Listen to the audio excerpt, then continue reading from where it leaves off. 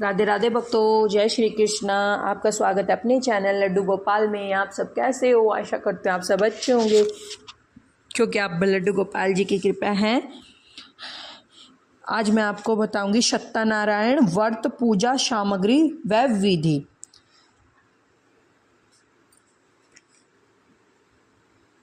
सत्यनारायण सामग्री व विधि।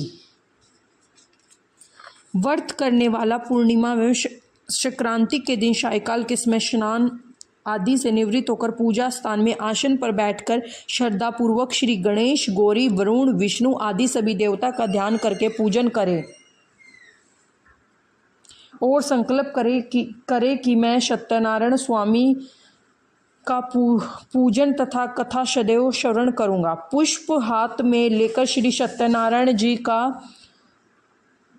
मनन करे। योगापवित पुष्प, धूप, नेवग आदि से युक्त होकर प्रार्थना करे, हे भगवान, मैंने श्रद्धापूर्वक फल, जल आदि सभी सामग्री आपको अर्पण की है, इसे स्वीकार कीजिए। आपदाओं से मेरी रक्षा कीजिए। मेरा आपको बारंबार नमस्कार है। इसके बाद श्री सत्यनारायण जी की कथा पढ़े अथवा श्रवण करे। सत्यनारायण व्रत कथा, पहला अध्याय। एक समय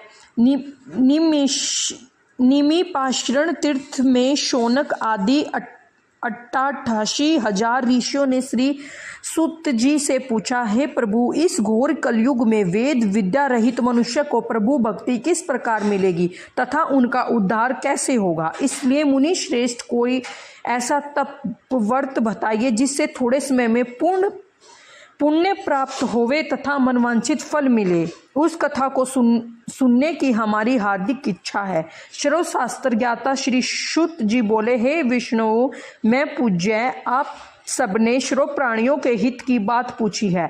अब मैं उस श्रेष्ठ व्रत को आप लोगों से कहूँगा जिस व्रत को नारद जी ने श्री लक्ष्मी नारायण से पूछा था और श्री लक्ष्मीपति ने मुनि श्रेष्ठ नारद से कहा था, सो ध्यान से सुनो। एक समय योगी राज नारद जी दूसरों के हित की इच्छा से अनेक लोकों में घूमते हुए मृत्युलोक में आ पहुँचे। यहाँ अनेक योनियों में जन्मे हुए प्राय सभी मनुष्य को अपने कर्मों के द्वारा अनेक दुखों से पीड़ित देखकर सोचा, किस यत्न के करने से इनके दुखों का नाश हो सकेगा। ऐसे मन में सोचकर मुनि श्रेष्ठ नारद जी विष्णु लोक को गए। वहाँ श्वेत वर्ण और 4 भुजाओं वाले देवों के ईश नारायण जी को देखा, जिनके हाथ में शंख, चक्र, गदा, पद्म थे तथा वरमाला पहने हुए थे। उन्हें देखकर नारद जी उनकी स्तुति करने लगे, हे भगवान, आप अत्यंत शक्ति से संपन्न हैं। मन तथा वाणी में आपको नहीं पा सकती। आपका आदि, मध्य और अंत नहीं। निर्गुण स्वरूप सृष्टि के कारण भूत व भक्तों के दुखों को नष्ट करने वाले हो। आपको मेरा नमस्कार है। नारद जी से इस प्रकार की स्तुति सुनकर विष्णु भगवान बोले कि हे मुनि श्रेष्ठ, आपके मन में क्या है? आपका यहाँ किस काम के लिए आगमन हुआ है? निसंकोच कहो। तब नारद जी मुनि बोले, मृत्यु लोक में सब मनुष्य जो अनेक योनियों में पैदा हुए हैं, अपने अपने कर्मों के द्वारा उनके प्रकार के दुखी से दुखी हो रहे हैं। हे नाथ, मुझ पर दया रखते हो तो बताए कि उन मनुष्य के सब दुख थोड़े ही प्रयत्न से कैसे दूर हो सकते हैं। श्री विष्णु भगवान जी बोले, हे नारद, मनुष्य की भलाई के लिए तुमने बहुत अच्छी बात पूछी है। जिस काम के करने से मनुष्य मोह से छूट जाता है वह मैं कहता हूँ, सुनो। बहुत पुण्य देने वाला स्वर्ग या मृत्युलोक दोनों में दुर्लभ सत्यनारायण का व्रत है। आज मैं प्रेमवश होकर तुमसे कहता हूँ, श्री सत्यनारायण का यह व्रत अच्छी तरह विधान पूर्वक संपन्न करके मनुष्य तुरंत ही यहाँ सुख भोगकर मरने पर मोक्ष को प्राप्त होता है। हे श्री विष्णु भगवान के वचन सुनकर नारद जी बोले कि इस व्रत का फल क्या है, क्या विधान है और किसने यह व्रत किया है और किस दिन यह व्रत करना चाहिए? हे भगवान, हमको विस्तार से बताइए। भगवान बोले, हे नारद, दुख शोक आदि को दूर करने वाला, धन्य धान्य को बढ़ाने वाला, सौभाग्य तथा संतान को देने वाला यह व्रत सब स्थानों पर विजयी दिलवाने वाला है। भक्ति और श्रद्धा के साथ किसी भी दिन संध्या के समय श्री सत्यनारायण जी का, शाम के समय ब्राह्मणों और बंधुओं के साथ धर्मपरायण होकर पूजा करे। भक्ति भाव से नैवेद्य प्रसाद, केले का फल, घी, दूध, गेहूं का चूरमा स्वाया लेवे।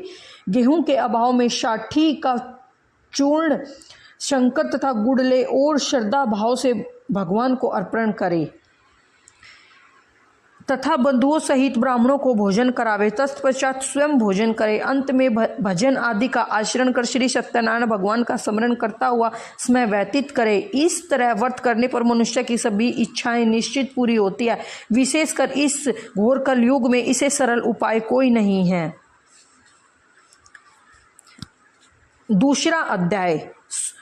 सुत जी बोले, हे ऋषियों, जिन्होंने सबसे पहले इस व्रत को किया था उसका इतिहास कहता हूँ, ध्यान से श्रवण करो। सुंदर काशीपुरी नगरी में एक अत्यंत गरीब ब्राह्मण रहता था। वह भूख और प्यास से विचलित पृथ्वी पर दर दर घूमता था। ब्राह्मणों से प्रेम भाव रखने वाले श्री भगवान ने ब्राह्मण को दुखी देखकर एक बूढ़े ब्राह्मण का रूप धारण किया और उसके पास जाकर आदर के साथ पूछा, हे विप्र, आप अत्यंत दुखी होकर इस पृथ्वी पर क्यों घूमते हैं? हे श्रेष्ठ ब्राह्मण, यह सब मुझसे कहो, मैं सुनता हूँ। ब्राह्मण बोला, मैं एक निर्धन ब्राह्मण हूँ, भिक्षा के लिए पृथ्वी पर फिरता हूँ। हे भगवान, यदि आप इससे छुटकारा पाने का कोई उपाय जानते हैं तो कृपया कर बताइए।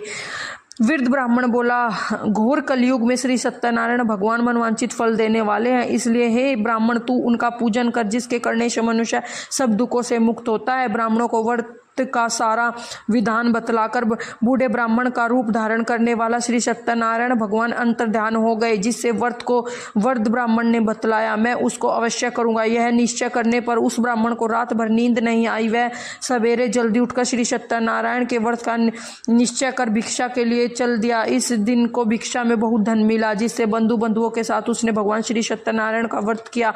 इसके करने से ब्राह्मण सब दुखों से छूटकर अनेक प्रकार की संपत्तियों से युक्त हुआ।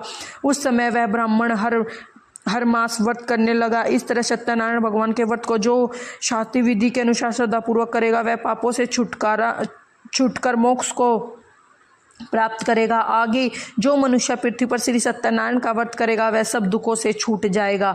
इस तरह नारद जी ने नारायण को कहा, हुआ यह व्रत मैंने तुमसे कहा। हे विप्रो, मैं अब और क्या कहूँ, मुझसे कहिए। ऋषि बोले, हे मुनीश्वर, संसार में इस ब्राह्मण से सुनकर किस किस ने इस व्रत को किया है, हम वह सब सुनना चाहते हैं। इसके लिए हमारे मन में श्रद्धा है। सूत जी बोले, हे भगवान,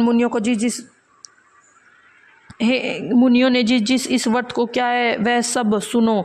एक समय एक ब्राह्मण धन ऐश्वर्य के अनुसार बंधुओं के साथ व्रत करने को तैयार हुआ। उसी समय एक लकड़ी बेचने वाला बूढ़ा आदमी और लकड़ी को बाहर रखकर ब्राह्मण के मकान में गया। प्यास से दुखी उनको व्रत करते देखकर ब्राह्मण को नमस्कार कर कहने लगा कि आप यह क्या कर रहे हो, इसके करने से क्या फल मिलता है, कृपया कर मुझसे कहो। ब्राह्मण ने कहा, सब मनोकामना को पूरा करने वाला सत्यनारायण व्रत भगवान का व्रत है। इनकी ही कृपा से मेरे यहाँ धन धान्य आदि की वृद्धि हुई है। ब्राह्मणों ने इस व्रत के बारे में जानकर लक्कड़हारा बहुत प्रसन्न हुआ। चरणामृत लेकर और प्रसाद खाने के बाद अपने घर को गया। लक्कड़हारे ने भी अपने मन से इस प्रकार का संकल्प किया, और आज शाम में लकड़ी बेचने से जो धन मिलेगा उसी से भगवान सत्यनारायण देव का उत्तम व्रत करूंगा। यह मन में विचार कर वह बूढ़ा आदमी लकड़ियां अपने सिर पर रखकर जिस नगर में धनवान लोग रहते हैं, वह ऐसे नगर में गया। उस रोज वहां पर उसने लकड़ियों का दाम पहले दिनों से चौगुना मिला।